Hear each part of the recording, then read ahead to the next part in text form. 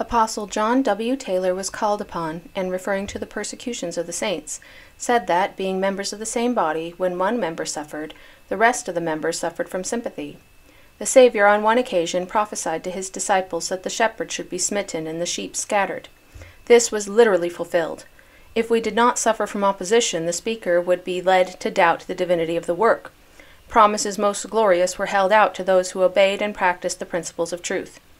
On one occasion in the southern states he was notified to leave the state in 5 days, and was prohibited from preaching any more therein.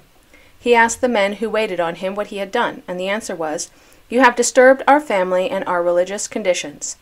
He said that no one more than Jesus and his apostles had done in their day through their preaching, and after bearing testimony to this would-be intimidators, he asked them to tell them who sent them, that on the following day he would preach to them, and if they believed, he would baptize them. He held his meeting to a crowded audience, in a house proffered to him, together with an acre of land on which it stood, as a free donation for the purpose of preaching in. He accepted it, and named it Liberty Church, and blessed the donor. When he appeared the next day, he found about 200 men hauling the house away, and he afterwards learned that the land had been recently surveyed, and it was found that it stood partly on an enemy's land, and the people, desiring to see fair play, had turned out en masse to remove it. He preached there and baptized one man the same day, and prophesied at the water's edge, that the man, Father Turner, would be a father to the people, yet to be converted in that place. Soon afterwards Brother Turner was president of a branch of 18 members. Thus opposition helped the cause. Nothing can be done against, but for the truth.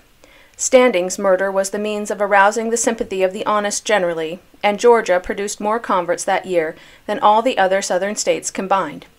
We must be tried. Opposition is necessary to develop the good. Both elements, that of truth and that of evil, are eternal, and one is not without the other.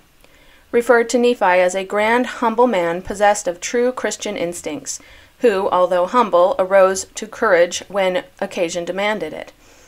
His was a good life to pattern after. We are told to pray for our enemies, and even to love them, a pretty hard thing to do, but the better we were able to comprehend the plan of salvation as it existed in the bosom of the Father, the easier it would be for us to do this seemingly hard thing. Referred to a prayer by a Southern States minister on a certain occasion, when the mob, with himself at the head, prevented our elders from preaching to the congregation assembled to hear them. It ran thus: "O Lord, temper the wrath of this congregation, that they may not murder these men, President Morgan and Associates, which they richly deserved." This was not the kind of charity for us, as saints of the Most High, to cultivate. Though a blessed people, because of being persecuted, it would not become us to revile those who revile us. All who were not for us were against us.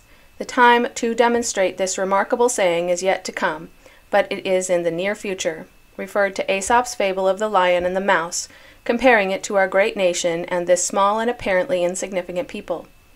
We were destined yet to befriend the people that today hankered after our destruction.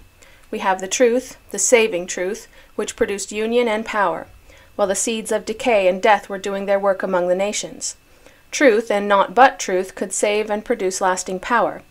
Now is a favorable time to preach the gospel. The minds of the honest were being exercised in our behalf, and were ready to receive the seed of truth. It was for us to sow this good seed now, while the field was in a favorable condition to produce a good harvest. Referred to the unfortunate elders who had recently shown weakness in order to have a little temporary peace. The peace they obtained was not of a real lasting nature, and they would so sacrifice principle to get it, must yet reap that which such an act would produce. It became us to feel genuinely sorrowful for them, knowing, as we do, that when they do sense their position, it will produce in them grief that cannot now be conceived. The future of this work, as indicated by the Lord at the beginning, was a source of encouragement under all circumstances. It was for the people to seek after and know the things of God, so that they may know for themselves the course they should take, and not have to depend on borrowed light. Referred to the performance of the general duties of the saints as being essential to our growth and development. The speaker closed by commending the people to seek after and obtain charity and exercise it in their lives.